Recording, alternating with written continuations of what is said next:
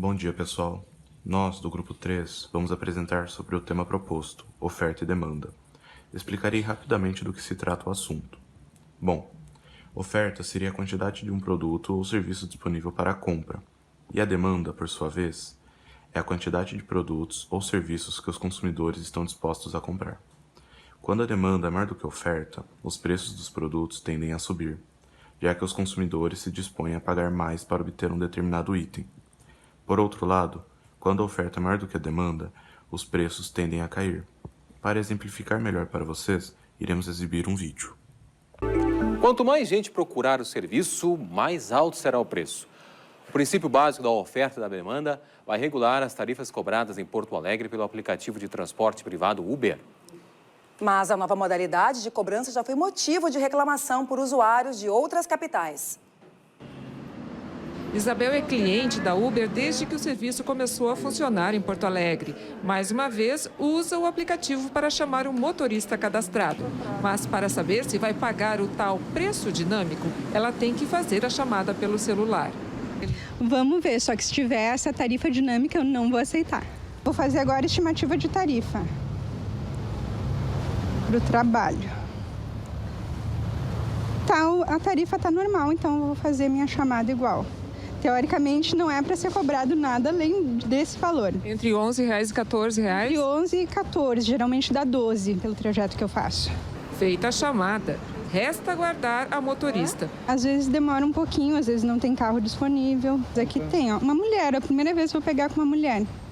Ela está 3 minutos aqui? Está 3 minutos, ela deve estar chegando daqui a pouquinho.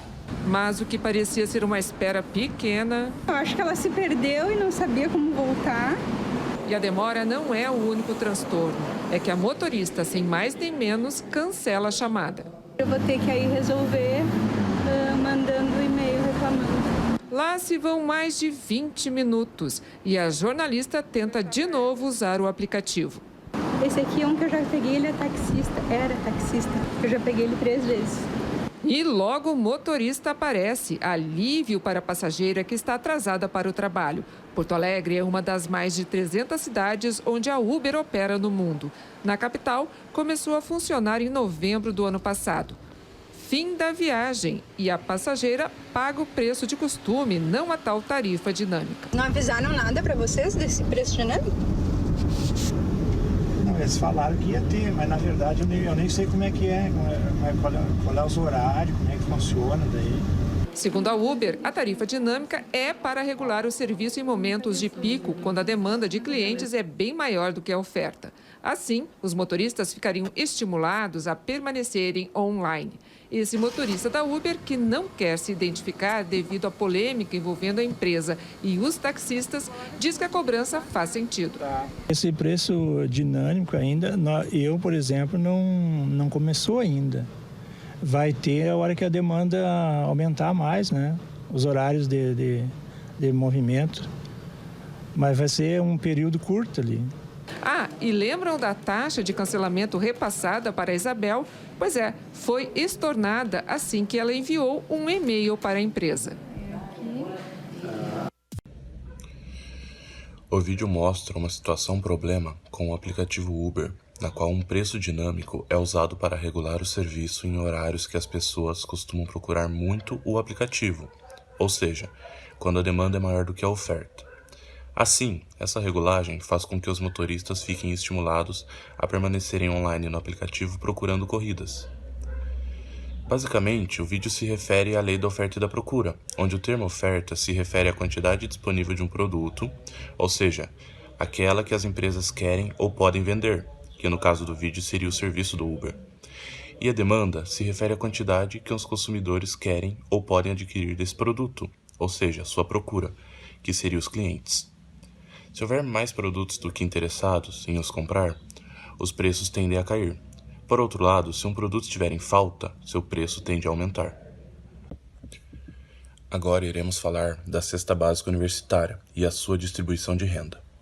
Analisando a planilha de cesta básica universitária, podemos ver que por volta de 60% refere-se à moradia e transporte, 20% à alimentação e higiene pessoal, 12% à educação e lazer e 8% a vestuários. Podemos perceber que ser um aluno da Unicamp é mais caro do que o previsto, pois de acordo com a pesquisa da CBU, é necessário pelo menos um salário mínimo para que o estudante consiga se manter. Isso possui um impacto direto na família do estudante, pois é muito caro manter seu filho na instituição e, consequentemente, fazendo com que muitos estudantes desistam de cursar uma faculdade pública, restringindo tal sonho apenas para as pessoas de famílias de classe média ou superior.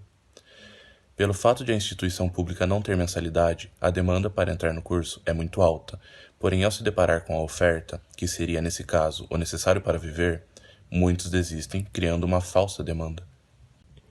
Foi realizada uma pesquisa perguntando a média da renda familiar dos alunos da FT, e a pesquisa foi respondida por pelo menos 20 estudantes. Na pesquisa, perguntamos se o aluno era estudante da Unicamp FT, pois se ele não fosse, nós não iríamos considerar os dados. A renda familiar mensal, a qual usamos para comparar com a tabela da CBU. Se a sua entrada na faculdade influenciou na renda familiar, e caso a resposta fosse positiva, como? Com essa pesquisa, podemos perceber que a entrada do aluno na Unicamp FT influenciou na renda familiar de 65% das pessoas que responderam. É um número ainda baixo, mas considerando que a pesquisa foi realizada no período noturno, era esperado esse resultado, pois muitos já trabalham e vivem com seu próprio salário. Grande parte das justificativas mostraram a influência da renda familiar, tanto positiva quanto negativa. Na maior parte das vezes negativa, já que a família agora passa a ter que abrir mão de pelo menos um salário mínimo para manter seu filho na universidade. E a forma positiva são as bolsas auxiliares, a qual mantém os gastos de muitos alunos e ainda assim sobra um pouco de dinheiro. Podemos perceber que pela média de R$ 5.115, a classe baixa dificilmente conseguiria frequentar a faculdade, já que a bolsa auxílio não é garantida já no começo. Isto prova o tópico discutido anteriormente, considerando que os custos para frequentar esta faculdade foram retirados da tabela do CBU. Os valores dos produtos na planilha da cesta básica universitária variam, e a causa dessa variação não é a inflação, e sim a oferta e demanda que esses produtos possuem, como por exemplo a carne de frango, que ficou mais caro em maio, alcançando R$ 10,48, e por ter diminuído a demanda, por estar caro no mês seguinte, ficou R$ 7,97. Agora, irei falar um pouco sobre distúrbios econômicos, ou seja, acontecimentos que na economia podem causar desigualdade na distribuição de renda. Nos países desenvolvidos, o prêmio por qualificação, geralmente identificado como a razão entre o salário médio de indivíduos com ensino superior completo e o salário médio de indivíduos com segundo grau completo, é um tema bastante abordado em diversos estudos. Nesses países, houve um aumento desproporcional, principalmente a partir da década de 80, nos salários relativos do grupo de indivíduos que detêm o ensino superior completo, quando comparados aos salários de indivíduos com educação que se estende apenas ao ensino médio completo. Apesar de ainda existirem controvérsias sobre a exatidão desse movimento nos salários, o prêmio por qualificação é um fato bem documentado na literatura desses países. Alguns estudos mostram que o avanço tecnológico foi o grande fator que estimulou a demanda por profissionais qualificados e assim impulsionou o prêmio por qualificação. Entretanto, existem poucas investigações acerca da evolução recente do prêmio por qualificação em países menos desenvolvidos. Mais especificadamente, pouco se sabe nesses países sobre a evolução desses prêmios e como ele é influenciado pela oferta e a demanda por trabalhadores de diferentes habilidades. Por diversas razões, o entendimento dos determinantes dos salários relativos é importante nesses países, principalmente pelo fato da elevada desigualdade de renda predominante neles. Nesse sentido, é importante ressaltar que políticas direcionadas à redução da desigualdade de renda podem ser ineficientes caso não haja um entendimento de como os movimentos nos salários são determinados por mudanças na demanda relativa por trabalho qualificado e ou mudanças na oferta relativa de trabalhadores de diferentes níveis de educação.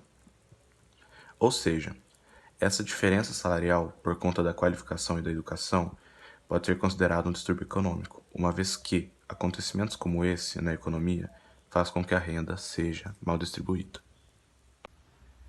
Agora iremos falar sobre poupança.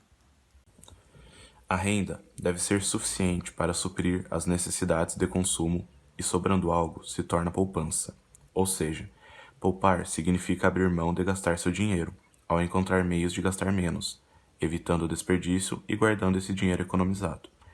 Sabendo disso, podemos relacionar no âmbito universitário da seguinte forma: devemos ter o pensamento de comprar aquilo que realmente necessitamos, mantimentos, coisas que serão fundamentais e precisamos adquirir para a nossa sobrevivência. Claro que às vezes é bom fazer coisas a mais sem se preocupar com questões financeiras, mas seria bom sempre pensar se realmente precisamos ou se podemos economizar com aquilo que estamos gastando o nosso dinheiro, e assim aos poucos juntarmos grandes quantidades poupadas. Concluindo, a lei da oferta e demanda busca estabilizar a venda e a procura de um determinado bem ou serviço, e muitas vezes a variação do preço se dá por essa lei e não por inflações. O impacto dos custos de manutenção estudantil nas rendas das famílias é negativo, visto que é muito caro manter seu filho na universidade. E poupar é algo realmente importante, onde temos a opção de abrirmos mão de algo que não seja tão necessário hoje para obtê-lo depois. Além disso, não devemos nos esquecer de considerar os distúrbios econômicos, que ocorrem muitas vezes por causa de alguma ação na economia, gerando desigualdade na distribuição de renda das pessoas. E é isso, pessoal. Muito obrigado por terem assistido. Espero que tenham gostado.